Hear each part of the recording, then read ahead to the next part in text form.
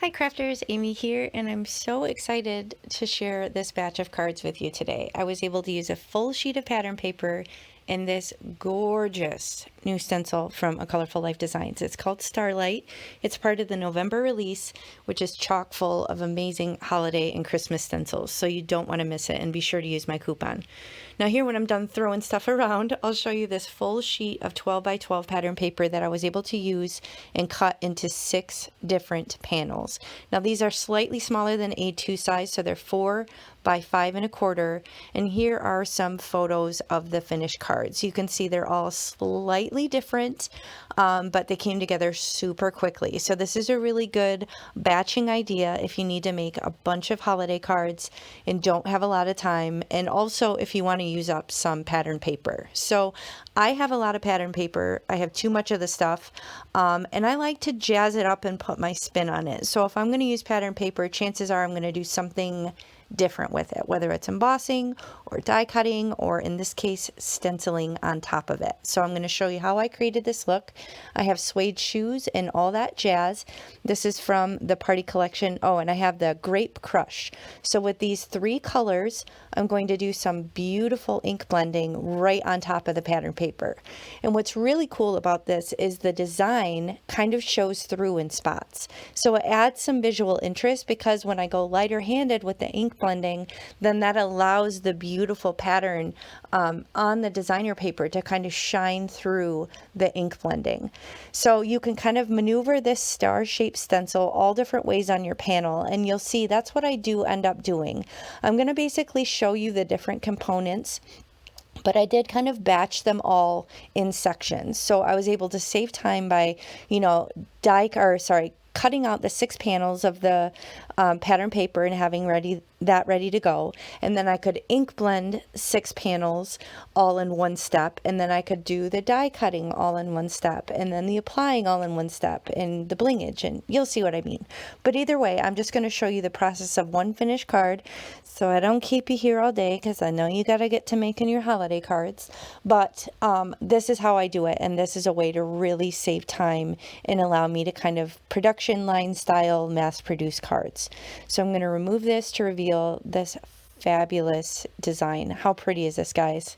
I just love it. The colors and the design are just so pretty. Now, bonus here, I'm able to use up some color cardstock. I don't have a lot of this stuff, but I happen to have one color that matched beautifully. And I have this stunning new 2-piece die from LDRS Creative. It's called Christmas Wishes.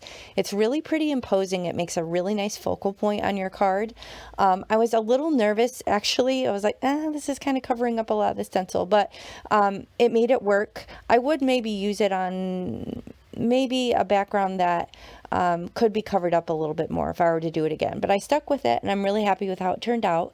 But here is how I'm going to apply all these little fiddly white dies onto the background shadow.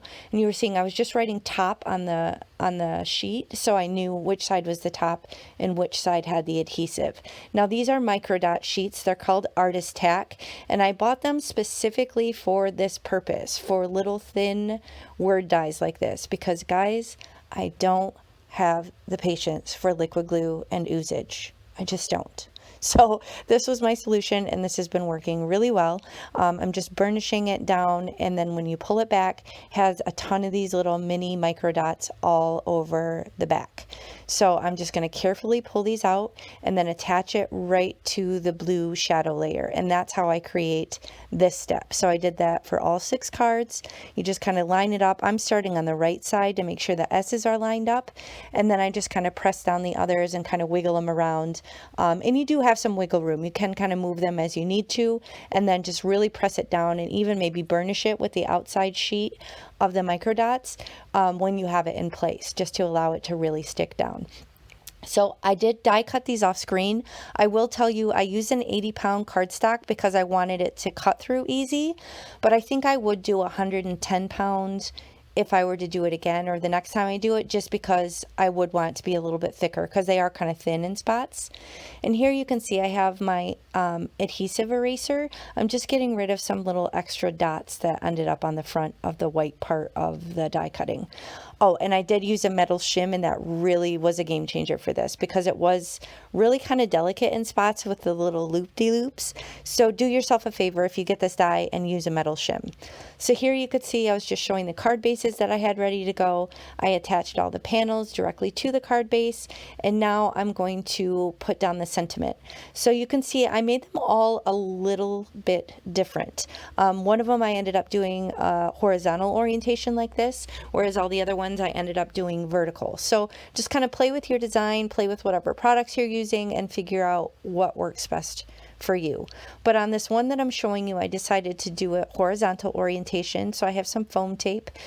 This is the foam tape I've been using recently. It's from scrapbook.com. It's really sticky, and it was at a really good price point. So this is what I've been using in my stash, and I'm just kind of cutting it down into little pieces to support this pretty evenly on the front of the card, because ultimately it is going to get shipped somewhere. So you want to think in terms of if you're mailing these out, if they're going to get crushed in transit. So you want to support anything that you're popping up just to make sure that it has good support on the back of the die cut.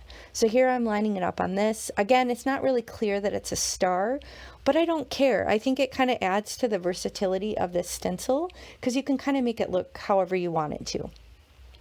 Now here I have the Snowbirds Sparkle Blend. This is from Doodles Paper Playground. This is another small woman-owned business that I try and support, and she has these amazing sparkle blends. So these are great, obviously, for shaker cards if that's your jam.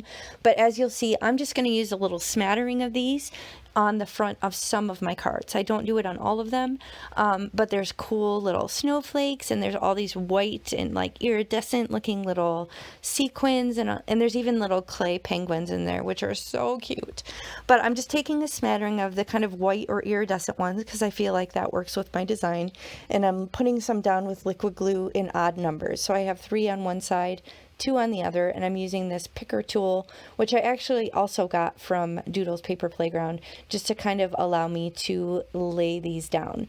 And like I said, in the finished cards, you'll see that they're all a little bit different. The stenciling is different, the location of the sentiments, and whether they have blingage or not. So it's a fun way to kind of keep it interesting and make them all just a little bit unique and different, but it's still a really easy way to crank out some cards and use up some of that pattern paper, which is huge because, like I said, I have way too much of this stuff. So it has some dimension, but it shouldn't be too much to have any issues shipping. And I was able to crank out these 6 cards really quickly. So I hope you enjoy this design.